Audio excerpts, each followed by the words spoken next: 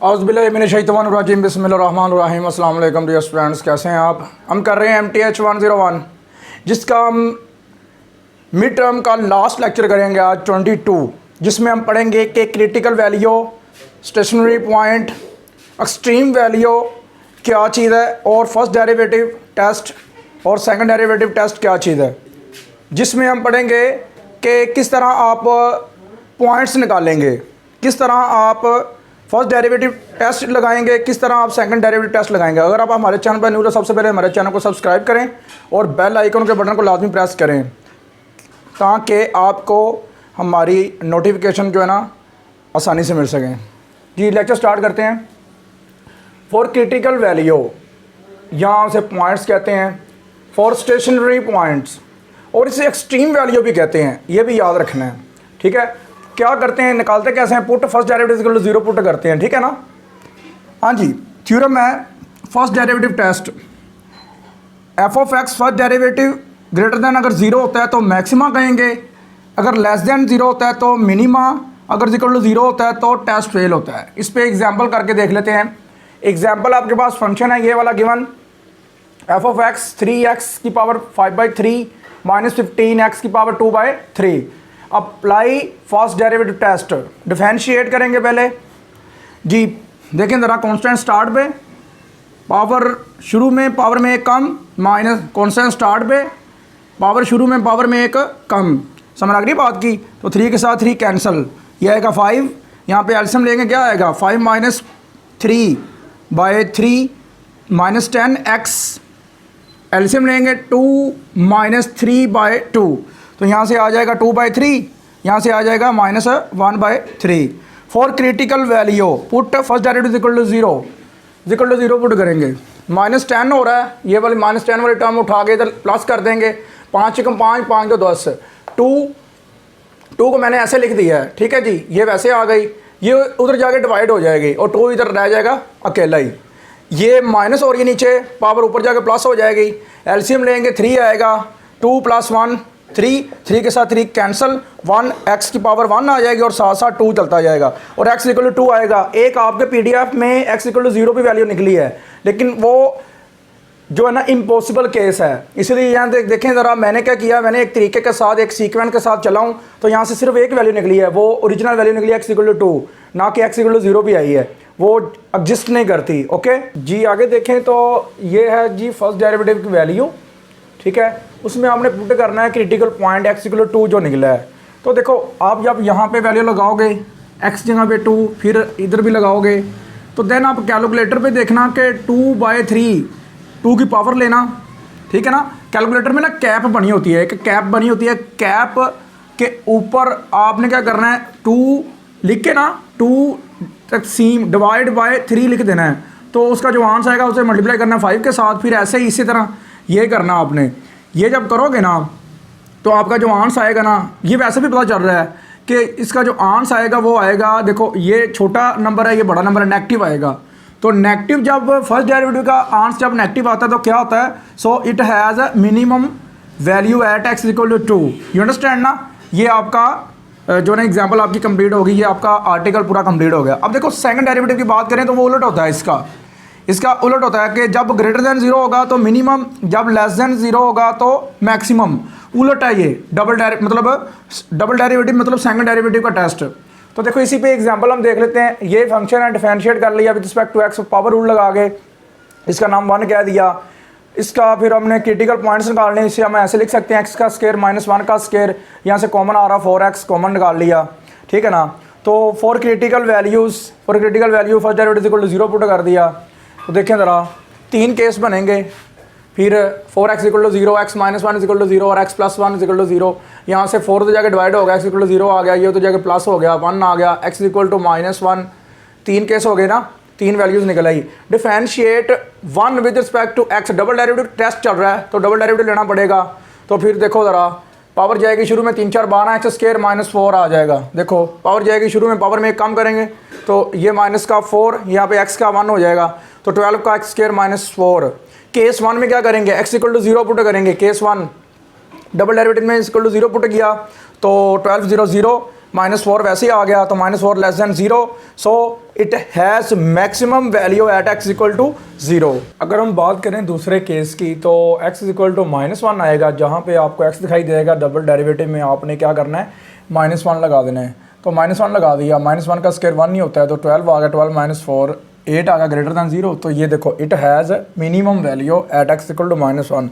Same इसी तरह ही यहाँ से भी यही आंसर आएगा, तो ये भी minimum value at x equal to 1 पे, ठीक है ना। चलें जी आगे एग्जांपल देखते हैं। यहाँ पे हमने क्या निकालना है, सबसे पहले ग्राफ ड्रा करना है। ग्राफ आपने खुद ही ड्रा करना है, क्योंकि मैंने प्रीवियस लेक्चर्स में बड़े अच्छे से आपको ग्राफ करवाया है। तो इसका आपने ग्राफ ड्रा करना है इस इक्वेशन का। फिर आपने क्या निकालना है, इसमें से आपने निकालना है स्टेशनरी पॉइंट, मतलब कि एक्सट्रीम वैल्यू या आपके पास क्या होता है क्रिटिकल वैल्यू, ठीक है ना। और दूसरा उसके बाद आपके पास जो नई चीज़ है ना वो हमने निकालनी है, वो निकालना है हमने इन्फ्लेक्शन पॉइंट, ठीक है ना। इन्फ्लेक्शन पॉइंट वो नई चीज़ है, वो हमने ध्यान से करनी है। तो सबसे पहले इसे डिफरेंशिएट करना है with respect to X. Power rule लगेगा, 3 स्टार्ट पे जाएगा, 3 में से कम होगा तो एक्स स्क्वायर आएगा, -3 ये एक्स है तो इसका 1 हो जाएगा +0, ठीक है। अब देखो फॉर स्टेशनरी पॉइंट तो क्या करना है, इसे फर्स्ट डेरिवेटिव को इक्वल टू 0 पुट करना है। First derivative equal to 0 put करेंगे जब, तो आपके पास क्या आएगा, देखें 3x स्क्वायर -3 इक्वल टू 0, 3 उधर जाके प्लस हो गया और 3 इधर मल्टीप्लाई हो जाएगा, डिवाइड हो गया, 1 आ गया। x स्क्वायर इक्वल टू 1, दोनों साइड पे स्क्वायर रूट लेंगे तो आपके पास आंसर आएगा x इक्वल टू +-1, ठीक है। तो दो केस बनेंगे, x इक्वल टू 1 और x इक्वल टू -1 के लिए। अगेन डिफरेंशिएट करेंगे, इसका नाम मैंने डिफरेंशिएशन का पहले नाम रखा हुआ है 1। तो differentiate 1 with respect to x, तो क्या होगा, डबल डेरिवेटिव आ जाएगा, d के ऊपर स्क्वायर डालना, उधर x के ऊपर स्क्वायर डालना, ये डबल डेरिवेटिव की नोटेशन होती है, ठीक है। तो ये आएगा जी आपके पास 3 स्टार्ट पे, पावर रूल लगेगा 2, देखो 2 स्टार्ट पे और पावर में 1 कम करेंगे तो ये आएगा 2x इंटू क्या आएगा 6x, यू अंडरस्टैंड ना जी। आगे देखें for inflection point, double derivative को आपने पुट कर देना है इक्वल टू 0। डबल डेरिवेटिव आपके पास क्या था, 6x इक्वल टू 0, 6 से जाकर डिवाइड हो गया तो आपके पास 0 आ गया। अब क्या करना है, आपकी जो ओरिजिनल इक्वेशन थी वो ये वाली थी, इसमें आपने जहाँ पे x दिखाई दे रहा है वहाँ पे आपने 0 लगा देना है। 0 लग गया, सारा 0 हो गया, 0 - 0 +2, तो ये आ गया आपके पास 2, y इक्वल टू 2 आ गया। तो ये जो पॉइंट निकले ना y इक्वल टू 2 और x equal to 0, so x, y equal to 0, 2 ये पॉइंट ऑफ इन्फ्लेक्शन है। बाकी आपने ग्राफ जो है ना उसका वो आपने खुद ड्रा करना है, वो आप कर सकते हैं। जहाँ पे आपके ग्राफ की लाइन टर्मिनल आर्म पे x एक्सिस पे या y एक्सिस पे टच करती है ना, वो पॉइंट ऑफ इन्फ्लेक्शन होता है। ये आपने ग्राफ में देख लेना, वो ग्राफ बना हुआ आपके PDF में, ठीक है ना, 0,2, ठीक है। अब देखो हम बात करते हैं वर्टिकल एसिम्पटोट्स और हॉरिजॉन्टल एसिम्पटोट्स। इंपॉर्टेंट चीज़ है, ये ज़रा ध्यान से करनी है। ऐसी वैल्यू जो आपकी परपेंडिकुलर टू x एक्सिस आती हैं वो वर्टिकल एसिम्पटोट्स होंगी, वो वर्टिकल एसिम्पटोट्स होंगी। और जो values horizontal to x axis आती हैं वो आपके पास हॉरिजॉन्टल एसिम्पटोट्स होंगे। समझ लगी बात की। ऐसी वैल्यू जो ऊपर से नीचे वो वर्टिकल, और जो लेफ़्ट से राइट या लेफ़्ट से राइट या राइट से लेफ़्ट वो आपके पास हॉरिजॉन्टल एसिम्पटोट्स होंगे। x equal to x0, x की कोई भी वैल्यू हो सकती है, x की जो वैल्यूज़ होंगी वो होंगी वर्टिकल एसिम्पटोट्स। जो y इक्वल टू y0, कोई भी वैल्यू हो सकती है y0 की जगह पे, वो होंगी हॉरिजॉन्टल एसिम्पटोट्स। एक एग्जांपल है वो देखते हैं। सबसे पहले 2 नोट हैं वो देख लेते हैं। नोट देखें, नोट्स कौन से हैं। वर्टिकल एसिम्पटोट्स अक्कर ऐसे आते हैं वेयर द डिनोमिनेटर बोलते हैं बटे को, ओवर को, इज ज़ीरो। ये देखो x ओवर y है ना मेरे पास, तो ये y है, ये मेरा बटा है, तो डिनोमिनेटर इज 0। अब एग्जाम्पल है इसी के ऊपर ही, एक छोटी सी एग्जाम्पल है मेरे पास इसी के ऊपर ही। f of x is equal to x square plus 2x divided by x square -1। अच्छा ये तो हमने बात कर ली ना कि बटा जो होता है वो क्या होगा आपका वर्टिकल एसिम्पटोट्स देगा, लेकिन हॉरिजॉन्टल एसिम्पटोट्स कैसे आएंगे ये मैंने ऊपर लिखा हुआ है, थोड़ा सा ध्यान से देखना है। Limit x approaches two plus infinity y के ऊपर अप्लाई करना है, ठीक है ना, y नोट के ऊपर या y के ऊपर। लिमिट y के ऊपर अप्लाई करनी है, x अप्रोचेस माइनस इन्फिनिटी, पहले प्लस इन्फिनिटी पहले, बाद में माइनस इन्फिनिटी।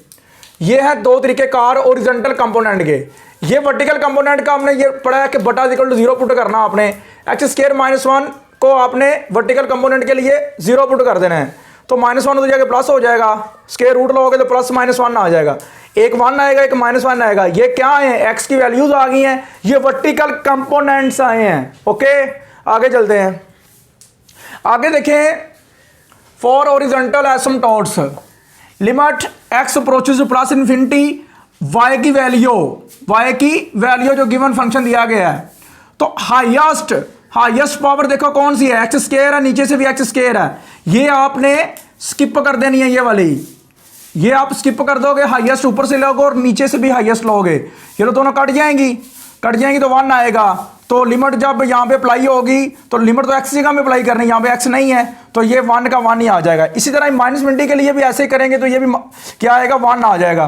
तो इट मीन के जो हॉरिजॉन्टल कंपोनेंट आए हैं वो आपके पास आए हैं 1 1, और जो वर्टिकल कंपोनेंट्स आए हैं मतलब के एसिम्पटोट्स आए हैं वो आपके पास आए हैं 1 और -1।